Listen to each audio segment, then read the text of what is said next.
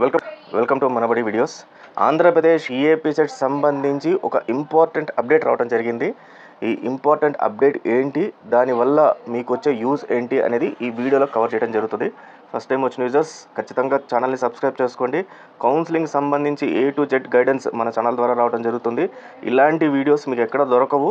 దీని ద్వారా మీరు టాప్ ఇంజనీరింగ్ కాలేజెస్ ఏపీ కానీ లేకపోతే అదర్ స్టేట్స్లో కానీ తెచ్చుకోవచ్చు. తక్కువ ర్యాంక్ వచ్చినా సరే, అంటే 70,000 80,000 ర్యాంక్ వచ్చినా సరే టాప్ కాలేజీలు ఎలా తెచ్చుకోవాలి సిఎస్సిలో పర్టికులర్గా నేను మీకు గైడ్ చేస్తుంటాను, మొత్తం ఫ్రీ ఆఫ్ కాస్ట్. అండ్ దీనికి సంబంధించిన ఈ వీడియోకి సంబంధించిన ఇంపార్టెంట్ డాక్యుమెంట్ ఒకటి నేను టెలిగ్రామ్ ఛానల్లో పెట్టున్నాను. టెలిగ్రామ్ ఛానల్ లింక్ డిస్క్రిప్షన్లో ఉంది, దాంట్లో జాయిన్ అయిపోయి డాక్యుమెంట్ కూడా డౌన్లోడ్ చేసుకోండి. So fine students, so important update ఏంటంటే declaration form. So declaration form అనేది ఏంటి అంటే, ఇంటర్మీడియట్ స్టూడెంట్స్ ఎవరైతే ఈఏపీ సెట్ ఎగ్జామ్ రాస్తున్నారో వాళ్ళు ఖచ్చితంగా ఈ డిక్లరేషన్ ఫామ్ని అప్డేట్ చేయాలి. మరి ఈ డిక్లరేషన్ ఫామ్ని ఎలా ఉంటుంది అంటే, మీరు ఇది క్లిక్ చేసిన తర్వాత, డిక్లరేషన్ ఫామ్ క్లిక్ చేసిన తర్వాత మీకు registration number, hall ticket number and mobile number 3 add చేసి సెర్చ్ అని కొడితే మీకు ఫస్ట్ మీ డీటెయిల్స్ అన్నీ కనబడతాయి. కనబడి తర్వాత మీరు లాగిన్ అవుతారు. లాగిన్ అయిన తర్వాత అక్కడ మీరు డిక్లరేషన్ ఫామ్ ఇవ్వాలి. అసలు డిక్లరేషన్ ఫామ్ అంటే ఏంటంటే, మీరు ఏపీకి సంబంధించి కాకుండా, అంటే ఏపీ ఇంటర్మీడియట్కి సంబంధించి కాకుండా, ఏపీ RGUKTకి సంబంధించి కాకుండా వేరే వాళ్ళు ఎవరైనా సరే, అంటే వేరే స్టేట్ లైక్ తెలంగాణ కానీ లేకపోతే సిబిఎస్ఈ బోర్డు కానీ, అంటే ఏపీలో సిబిఎస్ఈ బోర్డు కానీ లేకపోతే IB ఇంటర్నేషనల్ బోర్డు కానీ, ICSE కానీ, ఇట్లా ఏ బోర్డు ఉన్న వాళ్ళైనా సరే ఖచ్చితంగా మీరు ఈ డిక్లరేషన్ ఫామ్ని యాడ్ చేయాలి. ఈ డిక్లరేషన్ ఫామ్లో ఏముంటుందంటే, మీ ఇంటర్మీడియట్ మార్క్స్ అని ఉంటుంది.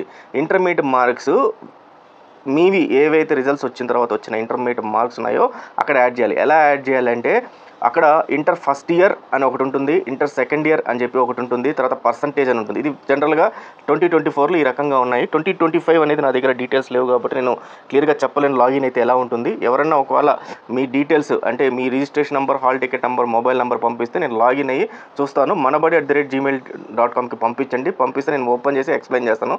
అందరు స్టూడెంట్స్కి ఉపయోగపడుతుంది అది. సో ఇది ఎటువంటి పరిస్థితుల్లో మీ డీటెయిల్స్ని బయట అయితే పెట్టండి. సో వన్స్ ఇదంతా లాగిన్ అయ్యి లోపలికి వెళ్ళిన తర్వాత మీ intermediate first year and second year update చేస్తే ఆ డీటెయిల్స్ని తీసుకొని ఏపీ ఇమ్సెట్ బోర్డు ఏం చేస్తుందంటే, మార్క్స్ని మీకు యాడ్ చేస్తుంది. దేంట్లో ఏపీ సెట్ మార్క్స్లో 75% మీరు యాడ్ చేసిన ఇంటర్మీడియట్ మార్క్స్ ఏవైతే ఉన్నాయో వాటిల్లో నుంచి 25% రెండింటిని యాడ్ చేసి మీకు ర్యాంక్ ఇవ్వడం జరుగుతుంది.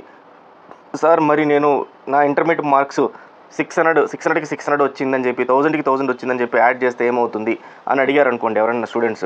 సో ఖచ్చితంగా ఇప్పుడు యాడ్ చేస్తారు, బాగానే ఉంటుంది, ర్యాంక్ వచ్చేస్తుంది, బాగానే ఉంటుంది. రేపు ఫ్యూచర్లో ర్యాంక్ వచ్చిన తర్వాత కౌన్సిలింగ్ అయినప్పుడు అప్పుడు వెరిఫై చేస్తారు. ఆ ఒరిజినల్ సర్టిఫికెట్ని తీసుకెళ్ళాలి ఇంటర్మీడియట్ది. అప్పుడు మీ దగ్గర ఇన్ని మార్కులు రాకపోతే, మీరు ఇప్పుడు ఎంటర్ చేసిన మార్కులు అవి రాంగ్ ఉంటే మీ సీట్ ఇమ్మీడియట్గా క్యాన్సిల్ చేసేస్తారు. కాబట్టి జెన్యూన్గా మీకు ఎంతైతే వచ్చిందో అక్కడ ఎంటర్ చేయాలి. అయితే దీంట్లో లాంగ్వేజెస్ యాడ్ చేయాలా లేదా అనేది నేను లాగిన్ అయితే కానీ చెప్పలేను. కాబట్టి ఒక్కసారి జాగ్రత్తగా చూసుకొని యాడ్ చేయండి.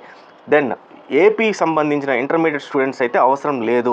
మీరు మీ ఏపీకి సంబంధించిన ఇంటర్మీడియట్ స్టూడెంట్స్ మీ registration number, hall ticket number, mobile number enter చేసి సెర్చ్ అని కొట్టగానే ఇక్కడ ఆటోమేటిక్గా అదే చెప్తుంది అనమాట, మీరు ఏపీకి సంబంధించిన వాళ్ళు అవసరం లేదు అని చెప్పి.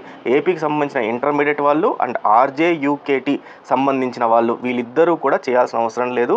మిగతా అందరూ తెలంగాణ నుంచి రాసిన వాళ్ళు, తర్వాత CBSE వాళ్ళు, ICSE వాళ్ళు, IB వాళ్ళు, ఇన్ కేస్ డిప్లొమా వాళ్ళు ఎవరన్నా కూడా రాసిన వాళ్ళు, అంటే ఈ డిప్లొమా వాళ్ళు ఈ సెట్ రాస్తారు, అట్లా కాకుండా ఇంకేదైనా సరే వేరే బోర్డు వాళ్ళు, నేను కవర్ చేయని బోర్డు వాళ్ళు ఎవరున్నా సరే ఖచ్చితంగా ఈ డిక్లరేషన్ ఫామ్ ఇస్తేనే మీ రిజల్ట్స్ వస్తాయి. సో తప్పు ఎంటర్ చేయకండి, కరెక్ట్గా ఎంటర్ చేయండి. అండ్ ముఖ్యంగా CBSE వాళ్ళకి, దెన్ ఇంటర్మీడియట్ బోర్డు వాళ్ళకి ఒక చిన్న డిఫరెన్స్ ఉంటుంది. CBSE బోర్డు వాళ్ళకి అందరికి కూడా మార్కులు మీకు 100 మార్క్స్కి 150 మార్క్స్కి ఉంటుంది.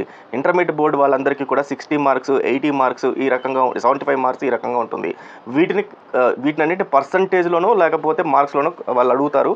అది నాకు లాగిన్ అయితే కానీ క్లియర్గా చెప్పలేను నేను. సో ఒకవేళ అలా ఏదైనా ఉన్నా కూడా దానికి సంబంధించిన క్యాలిక్యులేటర్ నేను పంపిస్తాను మీకు ఎక్సెల్లో, టెలిగ్రామ్ ఛానల్లో పెడతాను ఎక్సెల్. ఆ టెలిగ్రామ్ ఛానల్లో డౌన్లోడ్ చేసుకుంటే ఎక్సెల్ని చేసుకుంటే మీకు అది క్యాలిక్యులేట్ చేసి ఇచ్చేస్తుంది. సో దాన్ని అక్కడ పోయి యాడ్ చేస్తే సరిపోద్ది.